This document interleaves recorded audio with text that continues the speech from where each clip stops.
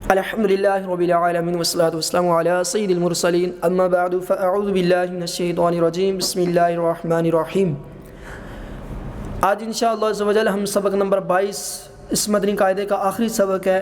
ہم اس کو انشاءاللہ عز و جل ہجے کے ساتھ اور رواں کے ساتھ دونوں طریقوں کے ساتھ پڑھیں گے، اور اس میں پچھلے جتنے بھی تمام اسباق ہیں ان کا مجموعہ سمجھ لیں، یا جو بھی آپ سمجھ لیں کہ اس کا رزلٹ نتیجہ سمجھ لیں کہ وہ ساری چیزیں یعنی ملتی جلتی والے آواز والے جو الفاظ تھے، مدہ والے تھے، کھڑی رکعت والے تھے، یا جو بھی کلکلا حروف تھے جتنے بھی ہیں، اب ان کا مجموعہ یہاں اس سبق کے اندر اکٹھا ہوگا، اور جوڑ کیسے کرنے ہیں، رواں کیسے پڑھنا ہے، وہ اس کا انداز آگے لے کر چلتے ہیں۔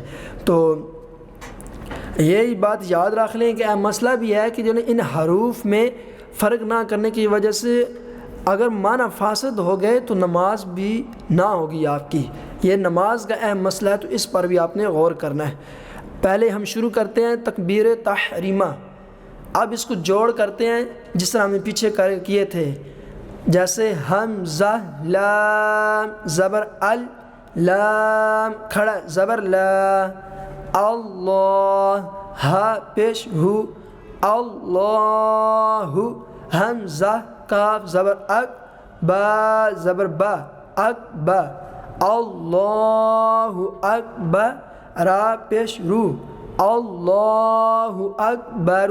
لیکن یہاں پر ہم نے اب وقف کرنا ہے، اور وقف کرنے کی صورت میں کیسے پڑھیں گے؟ اللہ اکبر، ٹھیک ہے۔ اس کو آ بھی نہیں کرنا اور اکبار بھی نہیں کرنا، یہ دونوں چیزیں غلط ہیں اور یہ نماز کو بھی فاسد کر سکتی ہیں، اور یہ چیزیں آپ نے نہیں کرنی، بلکہ اللہ اکبر۔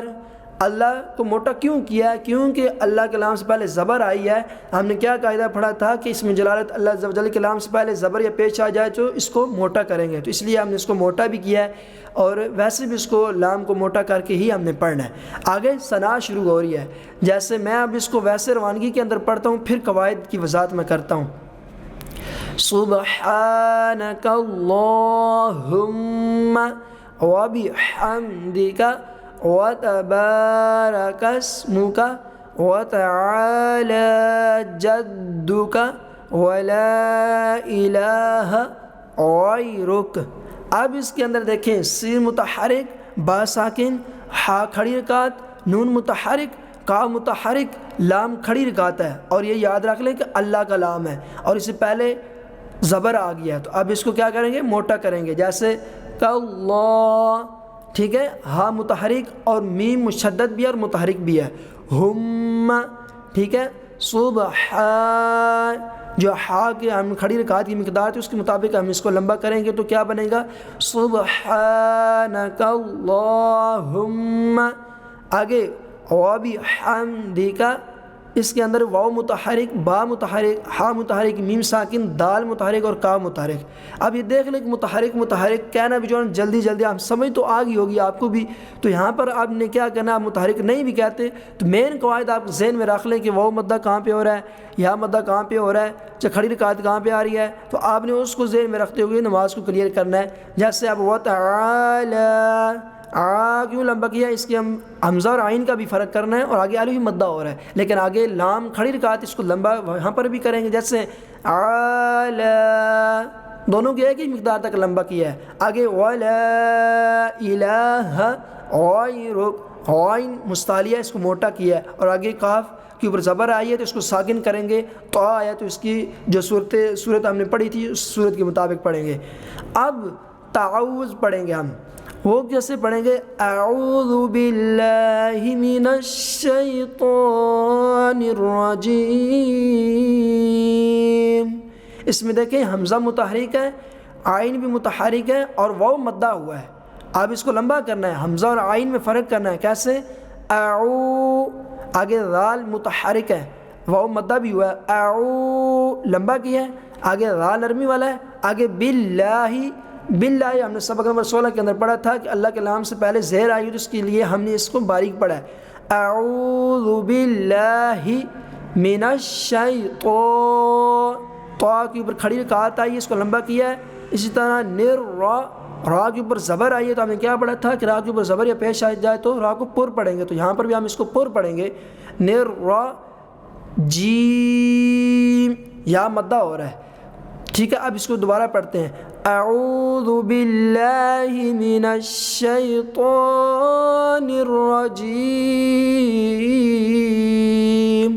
آگے یہ تو میں نے طرز جو اندر پڑھا تو تھوڑا الفاظ کو مزید بھی لمبا کیا ہے، لیکن یہ ہے کہ میں نے آپ کو سمجھانے کے لیے ایسے پڑھا ہے کہ اگر آپ قواعد مضبوط کر لیتے ہیں، اس کے آپ کو کر لیتے ہیں، تو آپ پڑھتے ہیں کہ اندر آپ جو ہے طرز بھی اچھے طریقے سے بنا سکتے ہیں۔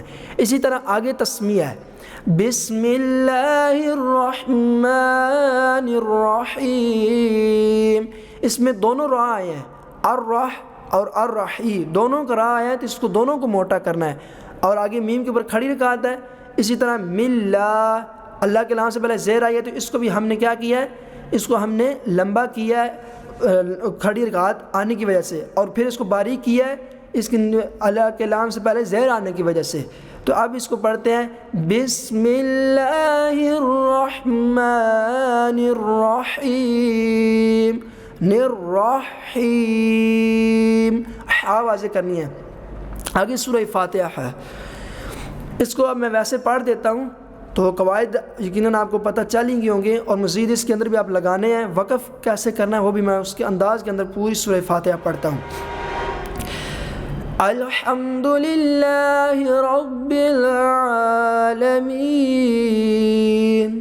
الرحمن الرحیم مالک یوم الدین ایاک نعبد و ایاک نستعین۔ اچھا، تلفظ زیادہ مضبوط ہونے کی بنا پر ایاک نہیں کرنا، اس کو ایا نرمی والا ہی پڑھنا ہے۔ ایا واضح ہو کہ یا کے اوپر تشدید بھی نکل آئی ہے اور یا بھی ہم نے نکال لیا ہے، تو ایاک نعبد و ایاک نستعین، ٹھیک ہے۔ الف مدہ ہونے کی بنا پر دونوں کو لمبا بھی کیا ہے، اور نستعین عین کو آواز نکالتے ہوئے یا مدہ ہوا اور آگے وقف ہوا ہے۔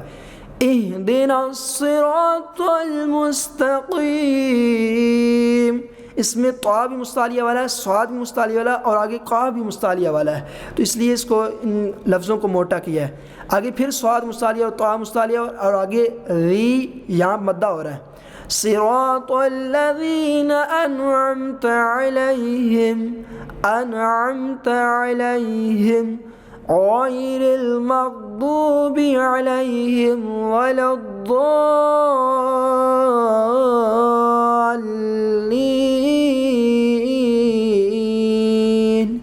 آمین۔ یہ ہوئی سورہ فاتحہ ہماری مکمل۔ آگے سورہ اخلاص ہے، یہاں پر کوئی بھی آپ صورت ملا سکتے ہیں، لیکن یہاں پر نماز درست کرنے کے لیے آپ سورہ اخلاص ہی پڑھیں، جیسے قل هو اللہ احد، قاف حروف مستعلیہ تھا اس لیے ہم نے قاف کو موٹا کیا ہے، اور آگے هو اللہ، اللہ کے نام سے پہلے زبر آئی ہے، اس کو ہم نے موٹا کیا ہے۔ آگے احد حمزہ ہا، یہ بات یاد رکھ لیں، اس کے بعد ہو ہا، پھر اس کے درمیان میں حمزہ آئی ہے، پھر ہا آئی ہے، ان تینوں کے اندر فرق کرنا ہے۔ کیسے؟ قل هو اللہ احد، میں نے تھوڑا سا وقفہ ڈال کے پڑھا ہو احد۔ اب اس کے اندر تیزی تھوڑی لاتے ہیں تو وہ کیسے پڑھتے ہیں؟ قل هو اللہ احد، تینوں چیزیں واضح ہوئی ہیں۔ آگے اللہ الصمد، لم یلد ولم یولد ولم یکن له کفوا احد۔ یہاں پر ادغام کا قاعدہ بھی ہو رہا ہے، نون ساکن کے بعد لام آیا ہے تو یہاں پر غنہ نہیں کریں گے، ہوا ادغام کے لیکن یہ غنہ نہیں کریں گے۔ آگے تسبیح رکوع، رکوع کے اندر جو تسبیح پڑھی جاتی ہے، سبحان ربی العظیم، ظا حروف مستعلیہ والا ہے تو یہاں پر ظا ہی پڑھیں گے۔ اسی طرح تسمیح یعنی سمیع اللہ لمن حمدہ، اللہ کا لام موٹا کیا ہے اور آگے ہا نکالی ہے اور ہا کو وقف کیا ہے، حمدہ۔ آگے تحمید وہ کیسے پڑھیں گے؟ ربنا ولک الحمد۔ اسی طرح تسبیح سجدہ، یعنی سجدے کے اندر جو تسبیح پڑھتے ہیں، سبحان ربی الاعلی، اعلی، حمزہ اور عین کے اندر فرق کرنا ہے، اعلی۔ آگے تشہد ہے، التحیات للہ والصلوات والطیبات، السلام علیک ایہا النبی ورحمۃ اللہ وبرکاتہ۔ اگر تو آپ نے وقف کرنا ہے تو اس کو ہا تو کرنا ہے، اگر وقف نہیں کرنا بلکہ بہتر ہے کہ یہاں پہ وقف کر کے ہی آپ آگے جائیں۔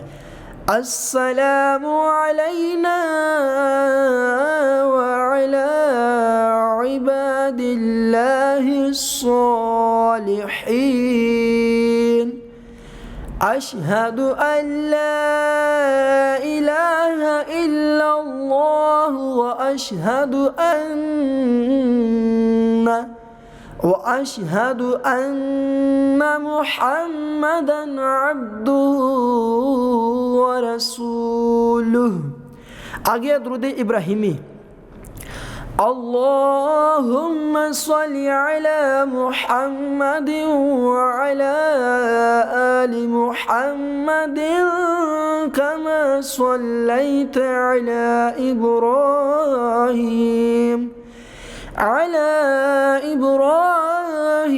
وعلی آل ابراہیم انک حمید مجید، اللہم بارک علی محمد وعلی آل محمد کما بارکت علی ابراہیم وعلی آل ابراہیم انک حمید مجید۔ یہ تھا درود ابراہیمی۔ اس کے اندر 2-3 چیزیں میں نے واضح کی ہیں۔ وقف کیا جہاں پر بھی، وہاں پر آپ نے غور کرنا ہے کہ وقف کس طرح کیا ہے اور پھر پیچھے سے ملا کر کس طرح پڑھا ہے۔ اور آگے چلتے ہیں دعائے معصورہ، تو اس کو پڑھتے ہیں یہاں پر ربنا آتنا فی الدنیا حسنۃ وفی الآخرۃ حسنۃ وقنا عذاب النار، یہ بھی پڑھ سکتے ہیں، لیکن یہاں پر جو آئی ہے وہی ہم پڑھتے ہیں۔